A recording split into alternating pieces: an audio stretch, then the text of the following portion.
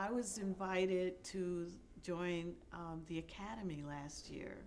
So I am an Academy member.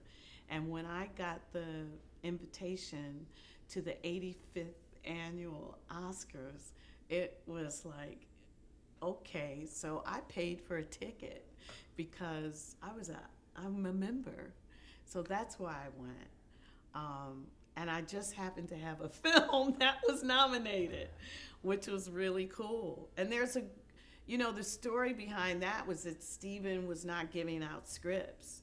And I had done a couple of readings of it a couple of years earlier, and I read like 3 or 4 parts, and I didn't remember this particular part. And I said no, when they called, because I thought it was, mostly slaves. And I said, I don't need to do that.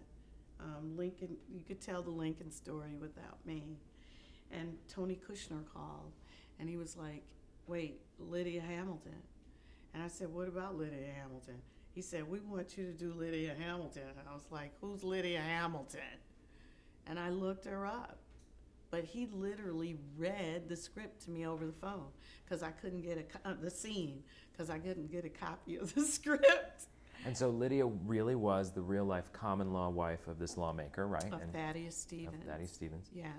And she ended up being one of the most wealthy women of color in the DC area. She was with him long enough to help him raise his children, and she had 2 boys as well. And there are stories, that say she was his common law wife, and there were stories that said she's his housekeeper. But the bottom line is that they shared a home. And they shared a bed in your scene, so I would think they're common law wife. Yeah, and who knew?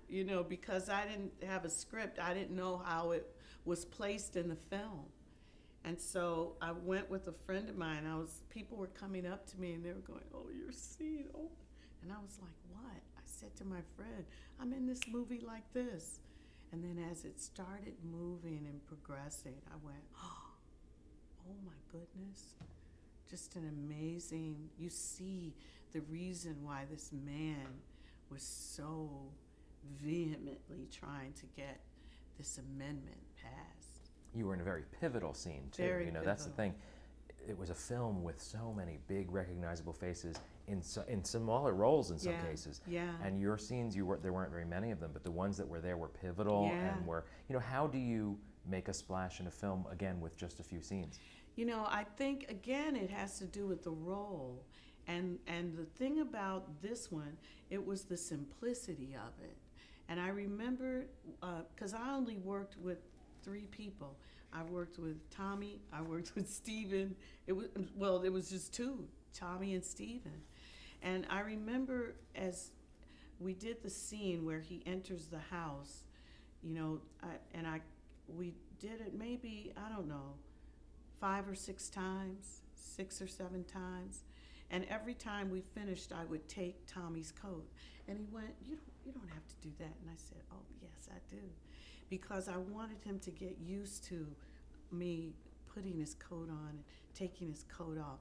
I wanted, because you only have a moment to make those relationships. And this was a relationship of familiarity that you had to see immediately. And so I kept giving him his hat. And then it got to the point where he didn't even say anything. He didn't balk. He just let me take his coat, or he just let me take it off. It was really fabulous. And then I think when I first met him, I said, he was going to shake my hand. And I said, well, we'll be in a bed in a minute. Why don't we just hug? And, so he gave me a hug. But it was just astounding. And those are those things that you just have to kind of think of immediately. How do I make it seem as if this woman and man have a history? And, that was a part of it, just making sure we'd had this moment together where it was automatic. When he walked in the door, she was there, that kind of thing. Yes, to communicate that intimacy right away. Yeah.